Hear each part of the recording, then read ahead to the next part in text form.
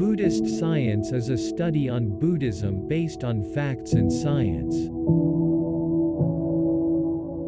The mindfulness practice for resolving the problems of depression and anxiety by Venerable Rungruang Papatsaro, Dr. Rungruang Limchoopatipa. The hindrance of depression. Depression arises when thinking of something negative or unsolvable problem that happened in the past. These negative thinking makes the mind to be depressed and bored with the matter. However, since the mind cannot pull out of it, so this depressing story still sinks into deeper and deeper concern. This seems to be a mentally self-punishment of an individual by adding more suffering into life. As a matter of fact, we should not waste our time on depression, but instead we should resolve the problem, and to recover from this bad situation as soon as possible. In the case of depression, the Buddha suggested to shift the mind from what depressive thinking, by assigning a new task to perform, so that the mind will have something more interesting to do. This technique is called the way to manage to suppress the current unwholesome thought with a wholesome thinking. The Buddha suggested several wholesome activities to perform, such as washing up the face with fresh water, making yourself cheerful, talking with friends, taking some exercise like jogging.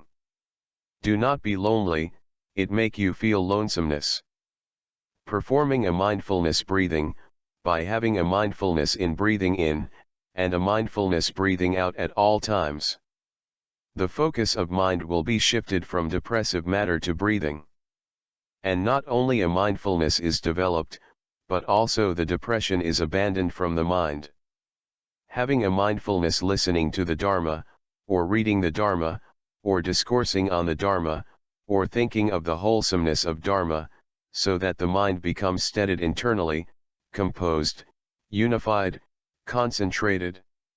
Applying the Four Noble Truths to resolve the problem, once having a mindfulness, reviewing the problem carefully, such as what is the origin and the cause of the problem?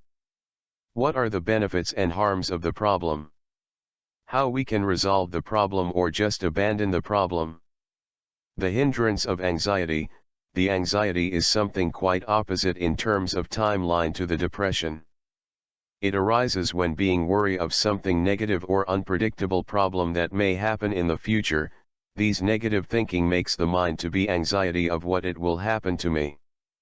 In handling an anxiety, we have to understand the truths of life within nature, that whatsoever will happen, it will happen.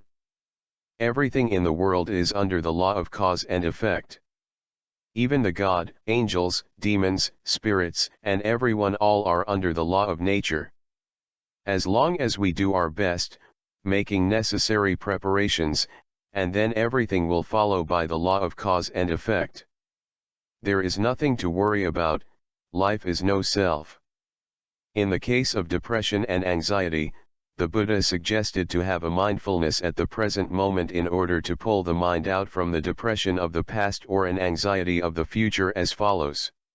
One should neither run back into what happened in the past, nor be afraid of what will happen in the future of the five aggregates: body, feeling, perception, volitional formation, and consciousness, subject to cling.